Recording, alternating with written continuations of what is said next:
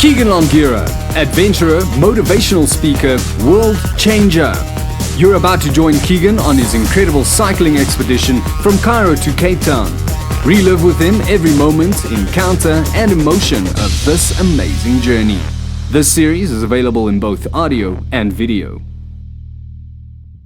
So the previous day I'd basically cycled over the mountain passes, past really dangerous areas for tourists. Police were following me the whole day. Really a place known for where the rebels attack people in the mountains.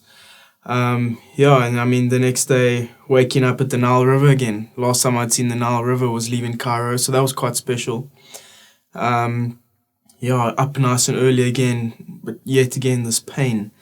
Before I'd even had breakfast, I'd already had 3 Myprodols just to numb the pain of my knee and the infection and my Achilles tendons and everything. And I remember phoning Brent and just saying, yes, if he can just keep me in his prayers. I'm hitting the road now. I'm going to go slowly. Just take it section at a time.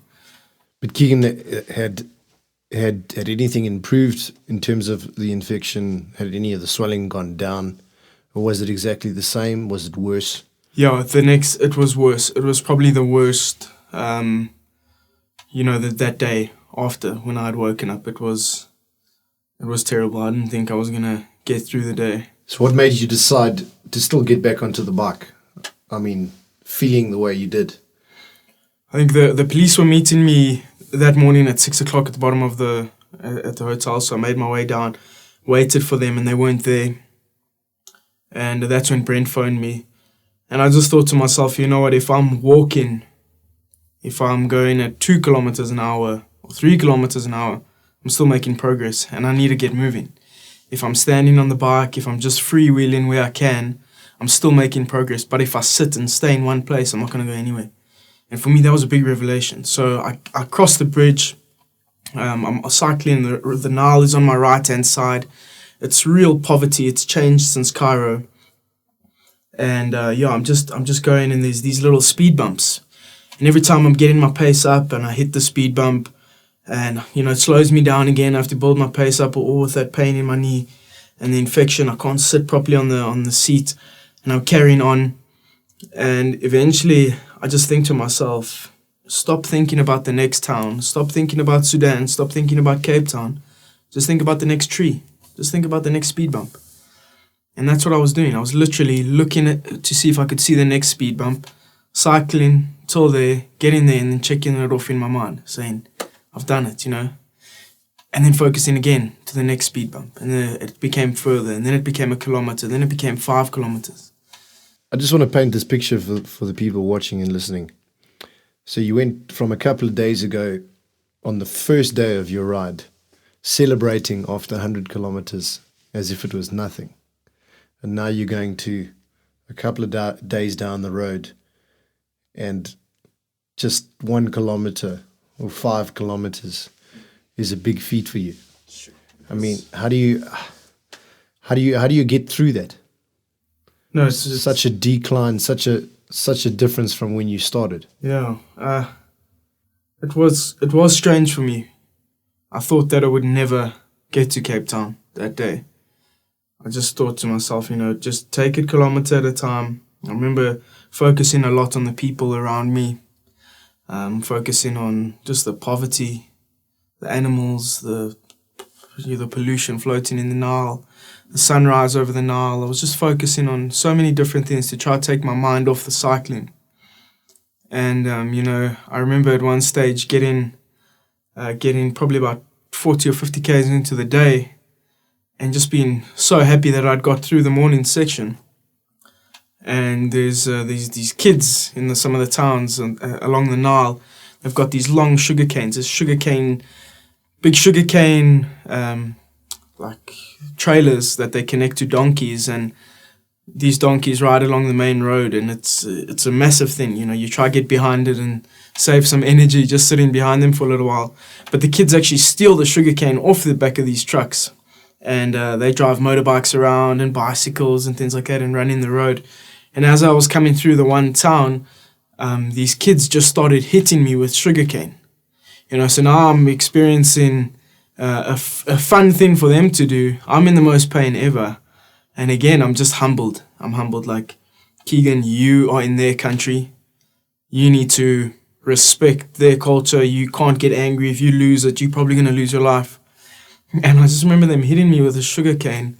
And I just remember laughing, laughing inside. Not. I was really angry at the time, but I just thought to myself, you know what, is there anything more that can go wrong? And I thought of a guy in the Bible, Job, just like everything that could go wrong went wrong. And, but he still had a good attitude, and I think that attitude made him who he was. And that was cool for me. That got me through the story of Job. Keegan, you were talking about every speed bump being your next landmark to look forward to.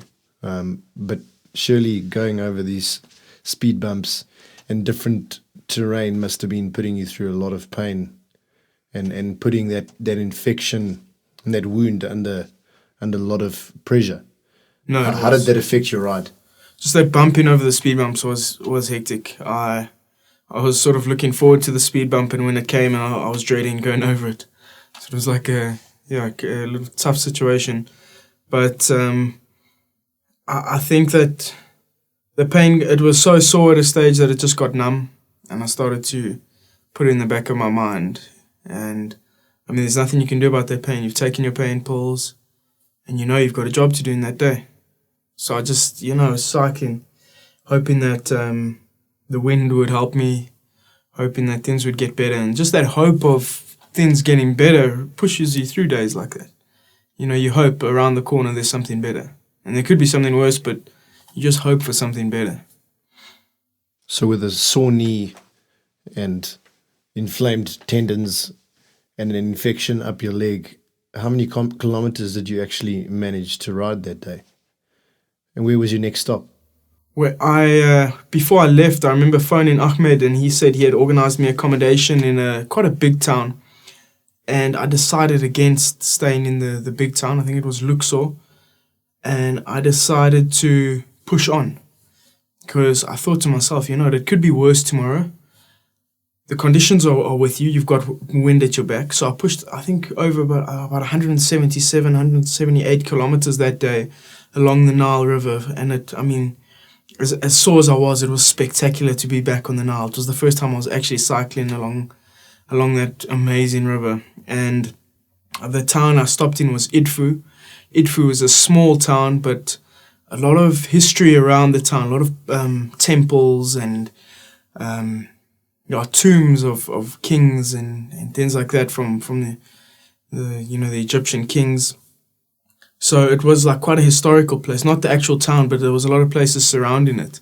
So Idfu, that was where I stayed that night. I remember getting into this hotel and just thinking to myself, this is one of the busiest towns I've had to navigate through to get to a hotel. The hotel was terrible.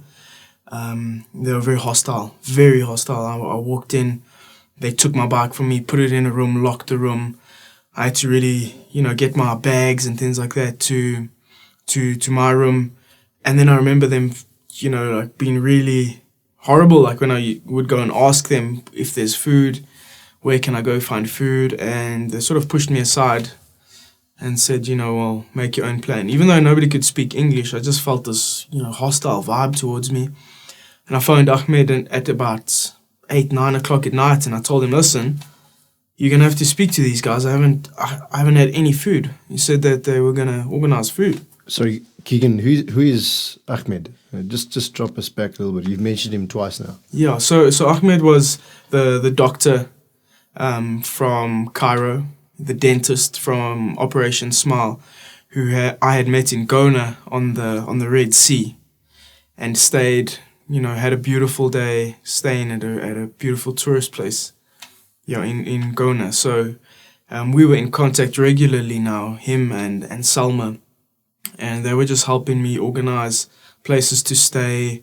I needed medicine and things like that, so he could write me scripts to get painkillers and antibiotics and things like that. So, when I hadn't got food at 9 o'clock at night, I gave him a call, and he was just furious. I gave the phone to the man at the reception, and I could hear Ahmed's voice coming over this phone And I mean, I was scared at this stage. I was like, this guy's gonna, tear somebody apart. And I remember the guy putting down the phone, giving it back to me, and running out of the hotel. So I thought, oh, sheesh, I'm gonna be attacked. They're gonna come back for me, not tell me to get out of the hotel. And went to my room. I was blasting the TV nice and loud. There was a football match on, and I was putting it loud just so that I could drown out the noise of the traffic and the prayers and the chaos happening in outside. And then there was a knock on my door, and this guy walks in with a massive tray. There was a burger there was a pizza there was Coke there was water, there was everything you can imagine, and it just arrived there in my room. And the guy was so apologetic, and he just, saying sorry, and out he went, and my food was organized. So Ahmed and Salma were great contacts for me in Egypt. I remember going to bed, keeping the TV as loud as I could, drowning out that noise, still having the pain, but the food, it's small things that cheer you up on a trip like this. And getting that food, and just tasting like cheese and mince and, things like that on my pizza, I felt really, really blessed. So I think I really forgot about that. I was checking my sore every now and then, and it was like the skin all around it was tight. It was red, inflamed. I was still shivering all the time. I had my beanie on. I had my jacket on. I had eventually found these pants at the bottom of my bag that were longer than what I had been wearing. I had my socks on. I was under 3 blankets, and I was just shivering. And that's when I knew that this is quite a bad infection. Kept taking my antibiotics though, and just hoped that it would get better. Keegan, just paint this picture for us, because I'm not sure I even totally comprehend it. You rode 170 Ks that day. Still such a high amount, such a long distance with that infection. Yeah, it just boggles my mind. The road was very flat, which helped a lot. But that day it went by so quickly for me. Okay, I was busy from 5 a.m. till when it went dark. I got to the hotel when it was dark in Edfu. But I just think that seeing all the new things, being in the desert, you see the desert all day. Now I was back at the Nile. I was seeing, cattle. I was seeing those donkeys pulling the sugar cane. I was seeing all sorts of people. I was seeing kids on motorbikes, kids playing, real poverty, these kids weren't even at school. And my thoughts really got me through that day. Just that my mind was so busy and appreciating what was around me and appreciating what I had. And just seeing the little local restaurants and the churches, it was amazing to see all the different people and the busyness of the Nile. It's a lot of people on the Nile River. So I think that got me through the day I couldn't really focus too much on the cycling, because I had to dodge cars, dodge people, dodge kids hitting me with sugarcane. So that after a couple of hours, you've done a good amount of kilometers. So that got me through the day. Keegan, just listening to your story, I can't help but visualize this continuous theme or thread that's running through every day of your trip. And that's you being in a desert place. And we talk about that in our mental or emotional or spiritual lives. But you were physically in a desert place, going through a lot of hardship, a lot of pain. And there were continuous attacks, if you want to call that, by whether it be dogs or children. And every time you then had another encounter with somebody or something that lifted you up. What does that teach you in your life? What can we learn from that? I definitely think I was being attacked. From physically to specifically things happening in my mind and in my heart. It felt like everything was against me. I've really never felt like that in life, where things just go wrong, and you really need to fight through it. And I think that the attitude of people around me lifted me up.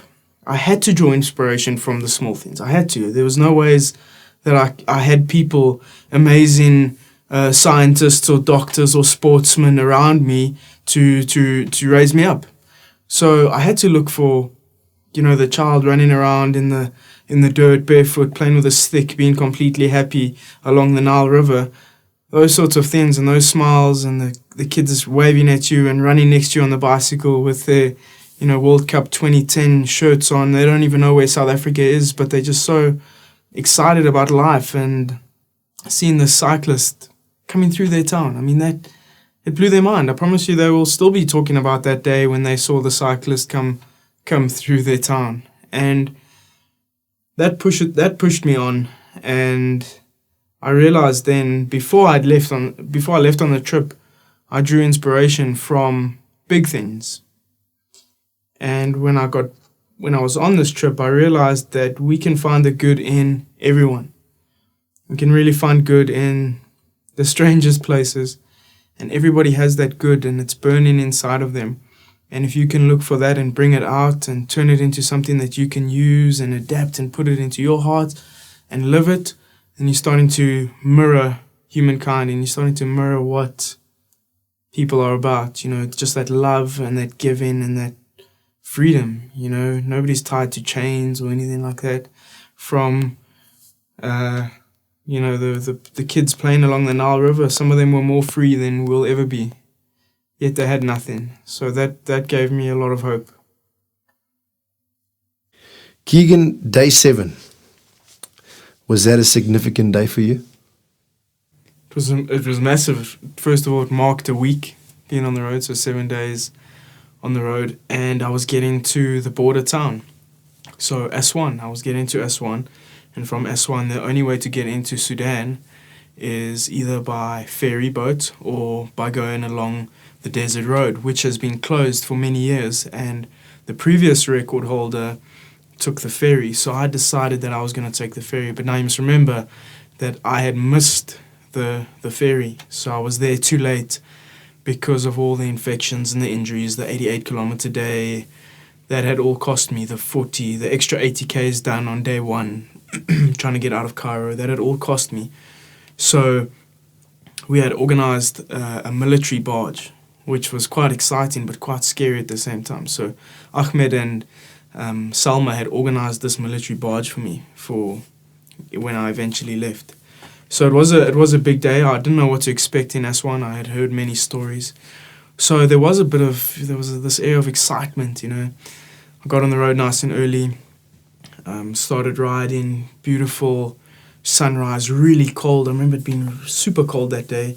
Had all my gloves and beanies on, coming out of a couple of hills and mountain passes over the hills, and then sweeping down, and then back to the Nile River and on a long straight road. And then something happened to me that was big. It was like a turning point. It was huge. I was cycling along the Nile River. Now, if I can imagine, there were probably about 3 or 4 of these donkeys pulling sugar cane, and I passed the one and waved at the guy, and passed the other as he's hitting his donkey, and past the next. And as I passed the third, I'd got into some open road, and there's a lot of reeds next to the Nile and long grass on the other side. So a really sheltered place. And in my rearview mirror, I saw this motorbike coming up towards me. It's basically a motorbike with a big, almost looks like a big basket on the back where they transport all their goods to the markets in the morning. But there was a man standing in the back and one young guy on a motorbike. And he pulled up next to me, and the first time I looked at him, I'll never forget how he looked. He had gelled hair, a bit of stubble on his face. Really looked like a neat guy. Had a fake leather jacket on. He had jeans on. And I remember him smiling, massive smile, looking at me and just, greeting me first, saying hi. And yeah, I greeted him, said hi, and carried on going. And I remember the guy in the back was a very strange guy. He had his his Muslim traditional clothing on, so a big robe. His head was covered, and he was leaning on the left-hand shoulder of the guy on the motorbike, so away from me, so I couldn't really see him well. I knew he looked a lot older. And this guy kept talking in Arabic as if I could speak it.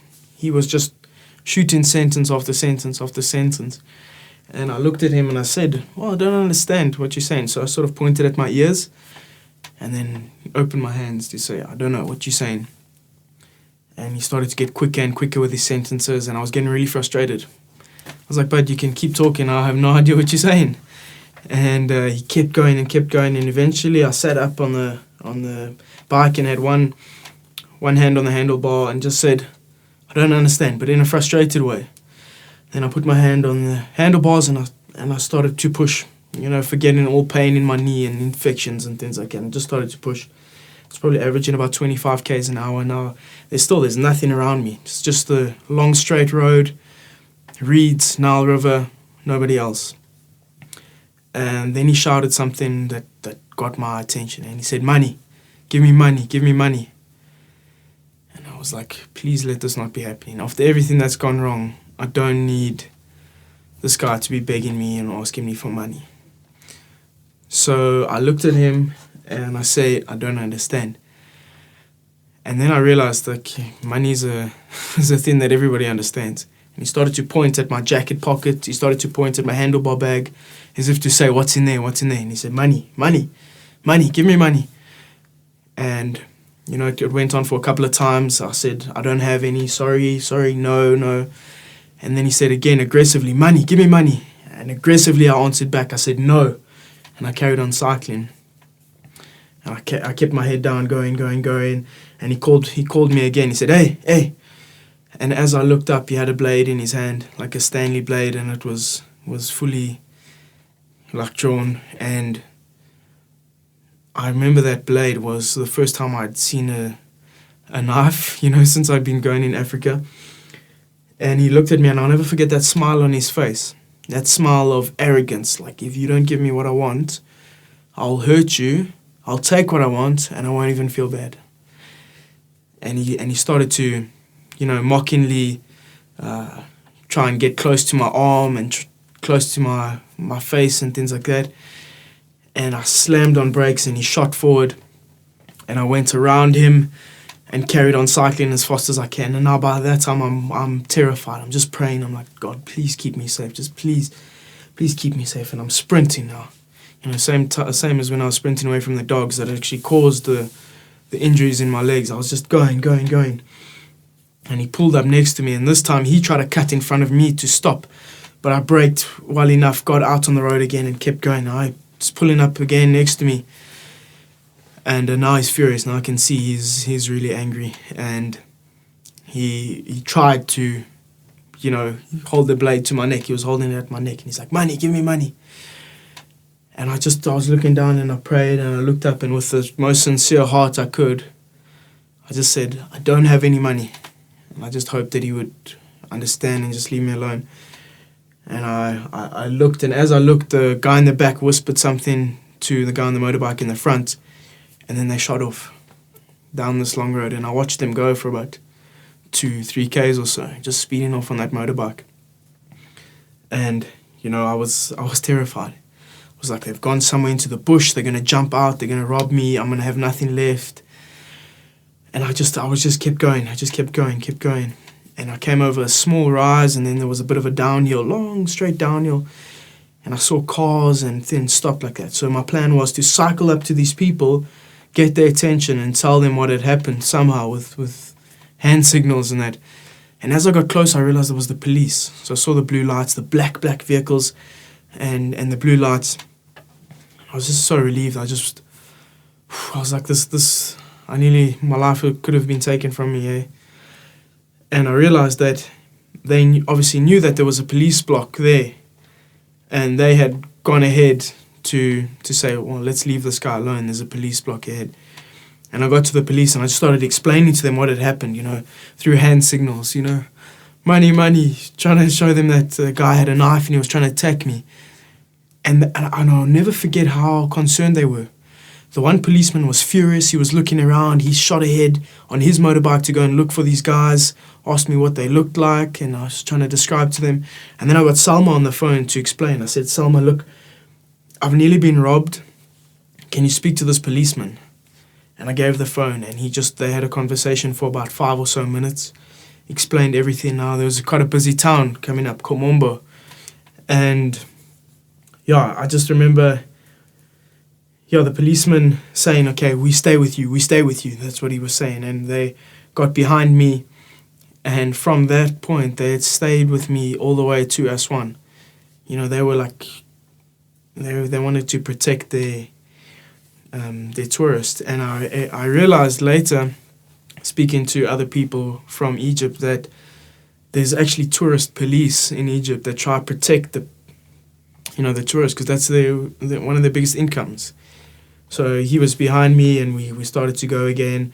And we got to the town of Komombo, and a police check where the police would change vehicles, and they would go back to the original place, and I would carry on. And I remember going to the bathroom, the dirtiest bathroom I've ever seen. I went to the bathroom, and I was still shaking, and came out and sent an SMS to my mom, to my dad, and to Paige as well. And my phone just didn't stop ringing, and I couldn't answer. I was, the police were asking me questions, taking notes and things like that. And I remember I couldn't answer. And then I started to get Facebook notifications about things that people were commenting and saying things on Facebook. And I realized that obviously somebody had put something online. So for me, it was quite interesting that I'd had 6 really tough days. And this was something that was bad, but not the worst I'd experienced. The pain and the infections are all things that are, that build up. And this was just the pinnacle of what was happening to me in terms of pain and things like that. And now everybody was interested all of a sudden. And they wanted to know, are you okay? What's happening? Egypt's so bad. Are you alive? Asking questions like that.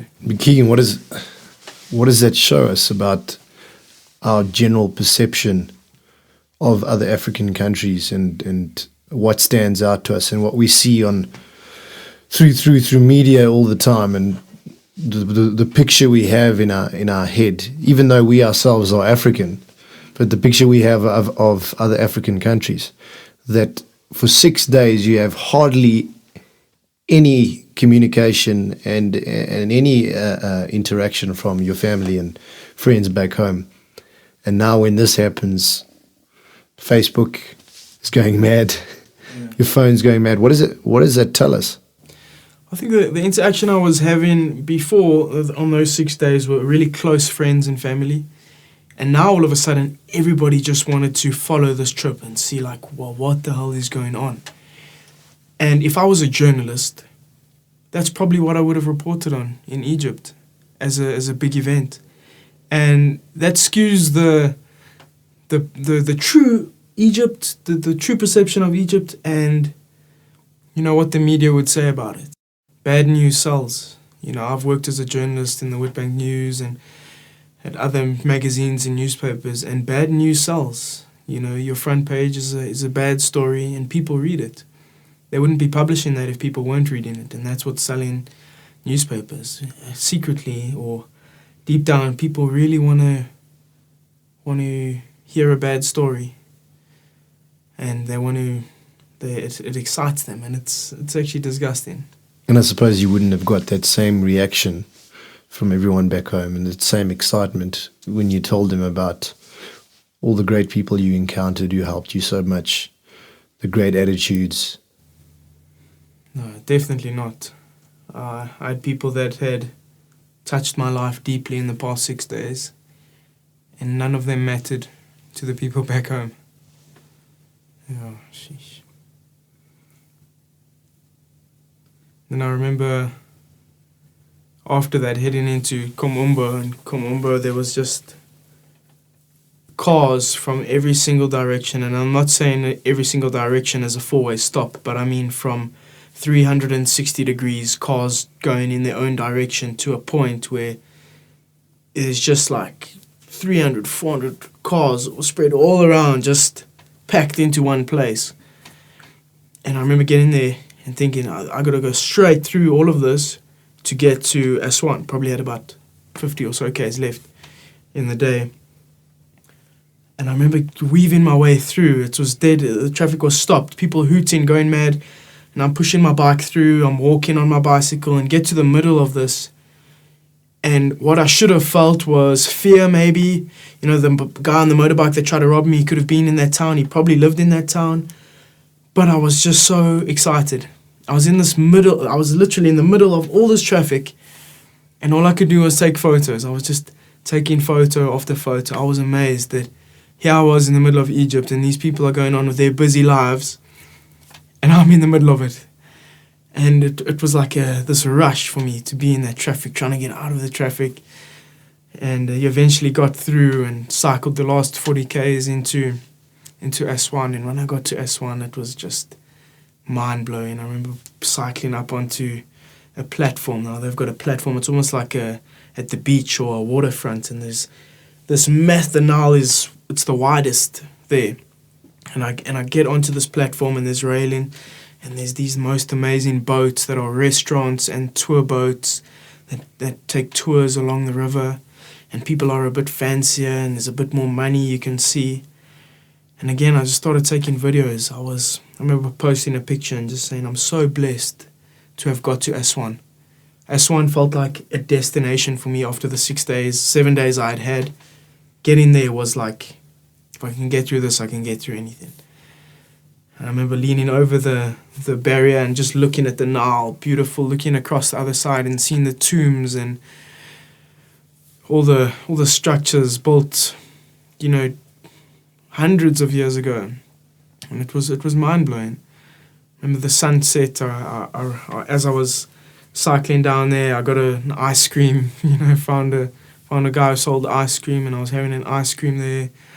Phoned Ahmed, who had booked me into one of his friends owned a hotel there. And I cycled towards the hotel and it was amazing, beautiful hotel, probably 4-star. And so it was like where I started my journey on the Nile in Cairo was an amazing hotel. And where I'd ended my journey on the Nile was an amazing hotel. So for me, Egypt was like, I could have just done those 7 days, flown home and had amazing things to talk about and amazing experiences. And it was just begun. It was just the first country. So I remember getting into the hotel, going to the top floor, looking out over as the sun set behind the tombs on the other side of the Nile. Beautiful colors. I've got photos of me standing there. Also still freezing cold though. And I had decided that the next day I was going to take a rest day. The infection was bad and if I got into Sudan, there would be no there would be no hospitals or doctors that I could see. So I needed to spend some time there, get cleaned up, get this infection sorted out, and then move on. So I knew that the next day I was going to be relaxing. And so that night was quite nice. You know, I was really, really relaxed and went to bed. And there was a TV in the room and I watched a movie on the TV. But the infection was bothering me. Again, not to get too graphic, but the sore had opened up and there was pus, green and yellow pus all in my cycle shorts. It was on my pants. It was everywhere I walked. It was just oozing.